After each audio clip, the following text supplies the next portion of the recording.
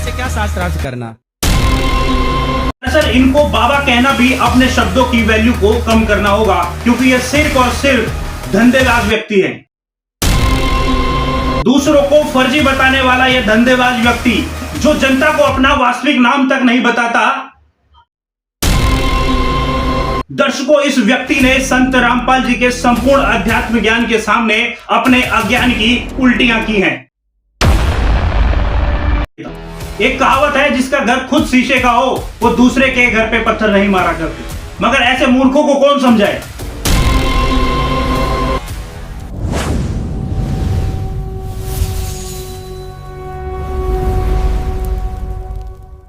दर्शकों, main stream media के बाद इस देश का बेड़ा गर्क करने में किसी का सबसे बड़ा हाथ है तो वो इन बाबाओं का है।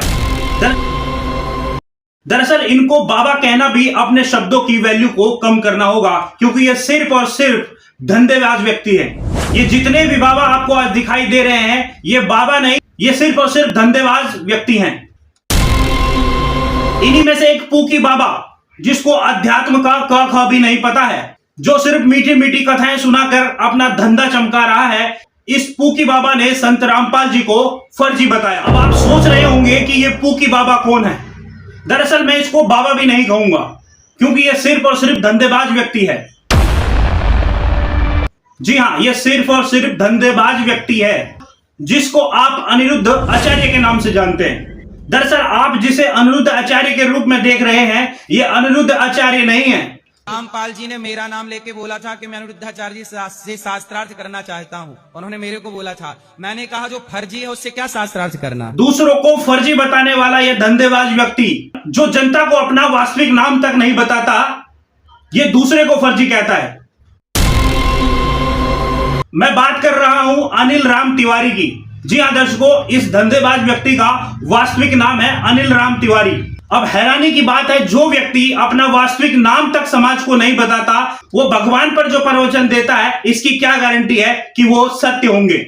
दर्शकों, जिस प्रकार इसका नाम फर्जी है, उसी प्रकार इसका ज्ञान भी फर्जी है। दर्शकों, जिस व्यक्ति का नाम ही फर्जी हो, जिसका धंधा ही फर्जी की बुनियाद पर चल रहा हो, तो सोचो वो आम समाज का, आम जनता का कैसे कल्याण कर सकता है। दर्शकों, इस व्यक्ति ने संत रामपाल जी के संपूर्ण अध्यात्म ज्ञान के सामने अपने अज्ञान की उल्टियां की हैं। दर्शकों, आज की वीडियो में आपको दिखाएंगे, जिस प्रकार इसका नाम फर्जी है, वैसे इसका ज्ञान फर्जी है, वैसे इसका भगवान फर्जी है। बस आपसे निवेदन है, यदि बात समझनी है तो पूरी सुननी होगी। तो दोस्तों, शुरुआत करते हैं इनकी फर्जी वाली बात से। जी ने मेरा नाम लेके बोला था कि मैं अनिरुद्धाचार्य जी से शास्त्रार्थ करना चाहता हूँ। उन्होंने मेरे को बोला था, मैंने कहा जो फर्जी है उससे क्या शास्त्रार्थ करना। दूसरों को फर्जी बताने वाले इन बाबा से, माफ कीजिएगा, मैं इनको बाबा भी नहीं कहूंगा, क्योंकि ये ना तो कोई बाबा है, ना कोई आचार्य है, ना कोई साधु संत है। मैं इनको सिर्फ और सिर्फ धंधेबाज व्यक्ति कहूंगा। ये जो धंधेबाज मैं इनको बोल रहा हूं, इसका प्रमाण आपको आगे चल के वीडियो में मिलेगा। अब दूसरों को फर्जी बताने वाले इस व्यक्ति से मैं पूछना चाहता हूं कि अनिल तिवारी से अनिरुद्ध आचार्य बनने का ये जो मेकओवर है, ये किस लिए? क्या अनिल राम तिवारी से वो ब्रांड वैल्यू नहीं बन पा रही थी, जो आपको अपना नाम बदलना पड़ा? अनिरुद्ध आचार्य नाम तो ऐसा रख लिया कि बंदा नाम सुनते ही कट के मर जाए। दर्शकों, विचारणीय विषय है, जो इंसान अपना असली नाम दुनिया से छुपाकर एक भारी भरकम आचार्य का टैग लगाकर घूम रहा हो, और वह व्यक्ति दूसरों की प्रामाणिकता पर सवाल उठाए, इससे बड़ी शर्मनाक बात क्या हो सकती है। अब बात करते हैं इस धंधेबाज व्यक्ति के धंधे की, माफ कीजिएगा, जिसको ये धर्म प्रचार कहते हैं। आज आपको बताऊंगा ये धर्म प्रचार है या धंधा, इसका डिसीजन आपको स्वयं करना है। दोस्तों, हमारी जो सनातन परंपरा है, यह प्राचीन है। इस सनातन परंपरा में कथावाचक संत वो होते थे जो त्याग और वैराग्य की मिसाल बनते थे। लेकिन इन व्यक्ति से कोई पूछे, जो सिर्फ एक श्रीमद् भागवत कथा करने के 10 से 15 लाख रुपए चार्ज करते हैं, एक कथा करने के लाखों रुपए चार्ज करने वाला ये व्यक्ति, इसको आप धंधेबाज नहीं कहोगे तो क्या कहोगे?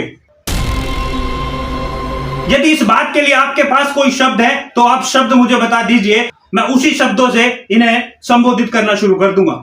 सोचिए, जो धर्म कभी मुफ्त में घर घर जाकर संस्कार और भक्ति बांटने का जरिया था, उसे इन जैसे लोगों ने बिजनेस बना दिया।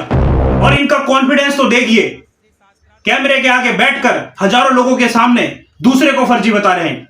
जिनको आपने फर्जी बताया है ना, वो पिछले 30 साल से निःशुल्क कथा करते हैं, सत्संग करते हैं, प्रवचन करते हैं, 1 रुपए भी चार्ज नहीं करते। उस महापुरुष को फर्जी बताया आपने, जिसने हमारे ही धर्म ग्रंथों का वो गूढ़ ज्ञान, वो गूढ़ रहस्य आज आम जनता के सामने रखा है, जिन्होंने वो समाधान आम जनता के सामने रखा है, जिन्होंने बताया कि धर्म का आपस में बैर नहीं है, जो आदि सनातन धर्म का प्रचार कर रहे हैं, जिसके विषय में वेद, गीता आदि सदग्रंथ बताते हैं। अब उन्हें फर्जी कह रहे हैं। और सबसे बड़ी हैरानी तो यह है दर्शकों, लाखों रुपए ऐंठने के बाद भी ये अपने आप को धर्म का प्रचारक कहते हैं। मैं इस व्यक्ति से कहना चाहता हूं, जिस धर्म और धार्मिकता को आपने एक कमर्शियल पैकेज बना दिया ना, आप दूसरे को फर्जी बताने से पहले आपको अपने गिरबान में 100 बार झांक के देखना चाहिए था। एक कहावत है, जिसका घर खुद शीशे का हो वो दूसरे के घर पे पत्थर नहीं मारा करते। मगर ऐसे मूर्खों को कौन समझाए, जिसको खुद वेद शास्त्रों का क ख नहीं पता, वो दूसरों को फर्जी बताता है। तो दोस्तों, दूसरों को फर्जी बताने वाला यह धंधेबाज व्यक्ति, ये जब अपने धंधे पर बैठता है ना, यानी कि जब ये कथा करने बैठता है, तो उस समय ये शक्ल भी फर्जी लेके बैठता है। जी हाँ, इसकी शक्ल भी फर्जी होती है उस समय में। आप इसके इस चमचमाते चेहरे को देखिए, इस चेहरे पे न जाने कितने रुपए का मेकअप किया हुआ है। इनके ये काले काले बाल देखिए, 40 साल की उम्र में ये जो काले काले बाल आपको दिख रहे हैं ना, ये एक डाई का कमाल है। ये जो लिपस्टिक लाली इनके चेहरे पे दिख रही है, ये भी ओरिजिनल नहीं है, और ये दूसरों को फर्जी का टैग दे रहे हैं। दर्शकों, अगर सनातन इतिहास की बात की जाए, प्राचीन ऋषियों मुनियों की बात की जाए, जिन्होंने परमेश्वर प्राप्ति के लिए अपने शरीर तक गला दिए, जिन्होंने अन्न आहार तक नहीं किया, सिर्फ उस परमेश्वर प्राप्ति के लिए, सिर्फ भगवत प्राप्ति के लिए। क्योंकि साधुओं की वेशभूषा सादगी, वैराग्य और तपस्या है। और जरा आप इन धंधेबाज व्यक्ति की वेशभूषा देखिए, ये हजारों रुपये की ड्रेस पहन के बैठते हैं, हजारों रुपये का मेकअप लगाकर बैठते हैं कथा करने के लिए। मैं इस धंधेबाज व्यक्ति से पूछना चाहता हूं, कौन सा शास्त्र कहता है कि भगवान की कथा सुनाने के लिए आपको लिपस्टिक लाली मेकअप करना बहुत जरूरी है? मैं इस धंधेबाज व्यक्ति से पूछना चाहता हूं, यह किसी कथा का मंच है, यह भक्ति का मंच है, या किसी मॉडलिंग शो का बैक स्टेज? दोस्तों सोचिए, जब सारा फोकस इस बात पर हो, कैमरे पर जो मेरा चेहरा है ये कितना चमक रहा है, तो ऐसे धंधेबाज लोगों के मन में भक्ति का प्रकाश कहां से आएगा? तो कुल मिलाकर बात सीधी सी है, इस व्यक्ति का नाम असली नहीं, कथा बिना लाखों के होती नहीं, ज्ञान परम शक्ति तक पहुंचता नहीं, और चेहरे पर चमक बिना मेकअप के आती नहीं, और ये चले हैं दूसरों को फर्जी बताने। दर्शकों, इस धंधेबाज व्यक्ति से एक बहन जी ने पूछा कि महाराज जी, भगवान कौन है, उसका भी तो कोई नाम होगा। तो सुनिए इस धंधेबाज व्यक्ति का जवाब क्या है। गुरु जी बोलते हैं जे शास्त्र अनुसार कुल भक्ति करना चाहिए। क्या करना चाहिए? शास्त्र। हाँ, तो शास्त्रों के अनुसार ही तो गुरु भक्ति, भगवान शास्त्रों में तो लिखा है भगवान के बारे में। तो गुरु जी, भगवान है कौन? भगवान कौन है? आपकी माँ भगवान है, आपके पिता भगवान है। तो ऐसे तो सभी भगवान हैं, फिर आपको ये जो लोगों को मूर्ख बनाने का जो धंधा आपने खोल रखा है, इसकी क्या जरूरत है? उन बहन जी का कहना था, उन्होंने कहा कि वेदों और शास्त्रों के आधार पर भक्ति करनी चाहिए, जो वेदों और शास्त्रों में प्रमाणित हो। ये धंधेबाज व्यक्ति कहता है कि नारायण भगवान है, राम भगवान है, श्री कृष्ण भगवान है। उनका सवाल यह था कि वो जो पूर्ण परमात्मा है वो कौन है, वो कौन भगवान है जिसके विषय में श्री कृष्ण भी कहते हैं कि तू सर्वभाव से उस परमेश्वर की शरण में जा, सर्वधर्मान् परित्यज्य माम एकम शरणम व्रज। उनका यह सवाल था कि वो भगवान कौन है जिसके बारे में श्री कृष्ण, यदि तुम ये मानते हो कि श्री गीता जी का ज्ञान श्री कृष्ण ने दिया, तो श्री कृष्ण उस भगवान की शरण में जाने के लिए कह रहे हैं। उनका सवाल यह था कि वो भगवान कौन है जिसका महिमा वेद शास्त्र करते हैं। इस भगवान का पहला नाम क्या था? भगवान श्री कृष्ण के तो हजारों नाम। पहला नाम क्या था? उनकी माँ ने क्या नाम रखा था? उनका नाम है, जो उनका सबसे पहले नामकरण हुआ कृष्ण। लाइव करो सर।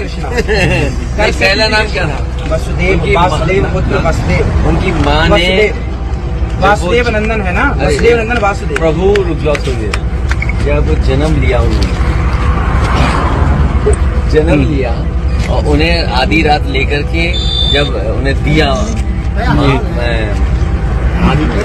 तब पहला नाम क्या माने बोला? देवी भगवान के बहुत सारे नाम हैं। कन्हैया चलो आइए। कन्हैया दूसरों को फर्जी बताने वाला ये धंधेबाज व्यक्ति जिन्होंने कभी वेद खोलकर देखे भी नहीं, अगर एक बार देख लिया होता ना तो पता लग जाता कि कौन भगवान है। लेकिन जो वेद कुरान है उसमें तो जिक्र किया जाता है जैसे कबीर साहब भगवान है, तो फिर वो है कौन? कहाँ? अरे कबीरदास जी खुद कहते हैं, सुनो, कबीरदास जी का दोहा है, कबीरा सब जग निर्धना, धनवंता नहीं कोय, धनवंता सोई जानिए, जिखे राम नाम धन होए। कबीरदास जी खुद राम राम जपते हैं, कबीरदास जी खुद राम राम, राम के पुजारी। तो कोई यदि आप भगवान मान रहे हैं तो भी गलती नहीं है, और वेदों में कहीं ये बात नहीं लिखी कि कबीरदास जी भगवान हैं। अब देखो 5वें अध्याय के 32वें श्लोक में, ये यजुर्वेद, वही यजुर्वेद है, इसके 5वें अध्याय का 5वां अध्याय और श्लोक नंबर 32 में यहाँ स्पष्ट लिखा है, उसी कसी अब कबीर अंगारियसी, कबीर अंगारियसी, हम इसको कबीर बोलने लगे, कबीर अंगारी। कबीर अंगारी माने कबीर पाप नाशक, और बम्भारियसी वो कबीर बम्भारी, बम्भारी माने बंधनों का शत्रु, या स्वामी जी स्वयं अर्थ करते हैं, हे जगदीश्वर जिस कारण आप कांति मानो असी माने हैं। अंगारी माने खोटे चलन के जीवों के शत्रु वाह। अब ये वाह शब्द यहाँ नहीं लगना चाहिए, वाह क्यों था? अब कबीर अंगारी, यहाँ कबीर अंगारी, कबीर अंगारी को पहले अंगारी लिख लिया, वाह करके कवि या कांत वर्ज्य हैं। कबीर अंगारी, आप कबीर परमात्मा पाप नाशक हैं, और बम्भारी माने बंधन के शत्रु वाह, तारा आदि तंतुओं के विस्तार कर, वाह के था बंधनों के शत्रु हैं। यानी ये हर समय हर पॉइंट के बाद वाह शब्द जो लिखा जाता है ये अनुवाद ठीक नहीं। तो यहाँ इसे सिद्ध हो गया कि वो कबीर असी कबीर, हम इसको कबीर कहने लगे। अब देखना, और वो बम्भारी असी बंधनों का शत्रु रित धामा, वो सतलोक में रहता है। ये देखिए यही 32वां श्लोक, वो 5वां अध्याय का ही। फिर लिखा कि सवर ज्योति, सवर ज्योति स्वयं प्रकाशित, सवर ज्योति, ज्योति स्वर ज्योति माने स्वयं प्रकाशित, इसके अंतरिक्ष को प्रकाश करने वाला, इन्होंने लिखा। रित धामा माने सतधाम युक्त, रित धाम माने सतधाम, ये कह रहे हम सतलोक कहते हैं, धाम को चाहे लोक कहो, सतलोक युक्त है, वो सतलोक में रहता है। इसी का प्रमाण ऋग्वेद दे रहा है। वेद किस भगवान की महिमा कर रहे हैं? वेदों में उस पूर्ण परमात्मा की महिमा है, उस पूर्ण भगवान की महिमा है। मगर खैर छोड़िए, इनको इस ज्ञान से तो कोई लेना देना है नहीं, क्योंकि इनको तो मीठे मीठे वचन कहने हैं, मीठे मीठे गीत गाने हैं, और सामने बैठी जनता को मूर्ख बनाना है। मैं इस धंधेबाज व्यक्ति से पूछना चाहता हूँ, गीता जी के 18 अध्याय 700 श्लोक में के बारे में, तो गुरुजी भगवान है कौन? भगवान कौन है? आपकी माँ भगवान है, आपके पिता भगवान है, तो कण कण में भगवान है, जैसे नारायण, हाँ, राम, वैसे तो कृष्ण, ये नाम है भगवान के। भगवद गीता, गीता प्रेस गोरखपुर की लेके पढ़ लो, वो सब भी मिलता है वहाँ पर, मतलब सब में मिलान होता है, जैसे कंफ्यूज कोई ना हो। जैसे जिन भगवानों का आप नाम गिनवा रहे हो, इनका नाम कहाँ पर है? क्यों इन भगवानों के नाम के जप का आदेश पूरे गीता जी के 18 अध्याय के 700 श्लोकों में भगवान ने नहीं कहा है? भगवान ने तो सिर्फ एक ओम नाम की भक्ति करने के लिए गीता जी में कहा है 8वें अध्याय के 13वें श्लोक में, और उस पूर्ण परमात्मा के नाम की जानकारी दी है गीता अध्याय 17 के श्लोक 23 में। ओम तत्सत इति निर्देश है, ब्रह्मण स्मृत है, ब्राह्मणा तेन वेदाचा यगाचा विहिता पुरा। यह है वो उस भगवान का नाम जिसका जाप करना है। दर्शकों, एक बात से आप समझ लीजिए, ये बात वेदों और शास्त्रों की कर रहे हैं, मगर जो इनकी क्रियाएं हैं वो वेदों और शास्त्रों के बिल्कुल विपरीत है। बस एक उदाहरण से आप समझ लीजिए, नहीं तो मीम तो इनके बहुत बना देंगे हम, मगर इतना समय नहीं हमारे पास है और ना आप दर्शकों के पास है। बस एक उदाहरण से समझ लीजिए, यह व्यक्ति, यह धंधेबाज व्यक्ति सिर्फ और सिर्फ पब्लिक को गुमराह कर रहा है। मीठी मीठी लोरियां सुनाकर, मीठे मीठे गीत सुनाकर उस भोली वाली जनता को मूर्ख बना रहा है। यदि आप चाहते हैं कि इसके अज्ञान की पोल अच्छे से खोली जाए, इसके अज्ञान का तिनका गिनवाया जाए, तो आपको वीडियो में कमेंट करना होगा पार्ट 2। जैसे ही आप पार्ट 2 कमेंट करेंगे, अगली वीडियो में हम इसके अज्ञान का तिनका दर्शकों को गिनवा देंगे। और इसको 100 पॉइंटों पर झूठा साबित करेंगे। इसको अध्यात्म और भगवान की 1% भी जानकारी नहीं है। दर्शकों, आप यदि मेरी बात से जरा भी सहमत हो तो इस वीडियो को इन धंधेबाज व्यक्ति तक जरूर पहुंचा देना, ताकि भविष्य में ये दूसरों को फर्जी बताने से पहले अपने अंदर झांक कर देखे, अपने बारे में सोचे। और इस व्यक्ति को पता लगना चाहिए कि दूसरों को फर्जी बताने का मतलब क्या होता है। दोस्तों, संत रामपाल जी ने इस फर्जी को ही नहीं, संत रामपाल जी ने सभी धर्म गुरुओं को ज्ञान चर्चा के लिए आमंत्रित किया है। संत रामपाल जी ने कहा है कि जो भी धर्म गुरु ज्ञान चर्चा करना चाहते हैं वो आए और समाज के सामने अपने विचार साझा करें। एक आपने कुछ दिनों पहले बयान दिया था कि आप शास्त्रार्थ के लिए ओपन है, बिल्कुल कोई भी आए, कोई आओ। उसका तरीका क्या है? मान लीजिए कोई बच्चा आपके साथ या कोई बच्चा नहीं, बच्चा मतलब पहलवान गेला एक बालक आके आ जाए कुछ दिन लड़ेगा खेलना कट्टे गाड़ी जी बराबर का। अच्छा, वेट में ले तो शंकराचार्य चारों। अच्छा, आ जाओ। उनके अलावा कोई और? इतने महंत बने बैठे हैं जिनके पास चेले बुका रखी, प्रेमानंद जैसे। अच्छा, कोई आओ मेरे साथ, अनुरुद्ध आचार्य और ये तो। अच्छा, इनमें से कोई भी आए तो उसका तरीका क्या होगा? तरीका ये होगा, चैनल बुक करा जाएगा। अच्छा, वो अपना पक्ष रखेंगे, हम अपना रखेंगे। मेरा जो ज्ञान वो मैं बताऊंगा, वो अपना बताते रहेंगे। बीच में तर्क पुतर्क नहीं होगा। अच्छा अच्छा, फैसला जनता करेगी। वहाँ इनकी डिबेट देखिए, बीच में कहाँ कर देते, वो तो डिबेट है। मतलब एक सभ्य तरीके से। सभ्य तरीके। अच्छा, हमारा संविधान, गीता, वेद, पुराण, ठीक, जो उनमें लिखा सो फाइनल। कोई वक्ता है वैसे कहता वो झूठ। अच्छा, जैसा कि पत्रकार महोदय आप जी ने संतों के साथ डिबेट का प्रश्न किया है, उसके लिए मैं सभी हिंदू धर्म के धर्म गुरुओं से एक प्रश्न पूछता हूं। कौन ब्रह्मा का पिता है, कौन विष्णु की माँ, और शंकर का दादा कौन है, हमको दे बता। इनको ना पता हो ना, फिर मैं बता दूंगा डिबेट में। ये जनता डिसाइड करेगी कि किसका मार्ग सत्य है और किसका असत्य है। इसका निर्णय आमने सामने बैठकर होता है, ना कि अपने किसी एक कमरे में बैठकर खुद को परम ज्ञानी और दूसरे को फर्जी डिसाइड करना होता है। समझदार व्यक्ति वही होगा जो सामने जाकर ज्ञान चर्चा करेगा। दर्शकों, यदि वीडियो आपको अच्छी लगी हो तो वीडियो को ज्यादा से ज्यादा शेयर करें। वीडियो का कौन सा पार्ट आपको अच्छा लगा है कमेंट करके जरूर बताएं। फिर मुलाकात होगी किसी ऐसी ही वीडियो में। तब तक के लिए दीजिए इजाजत। जय हिंद, जय भारत, जय संत रामपाल।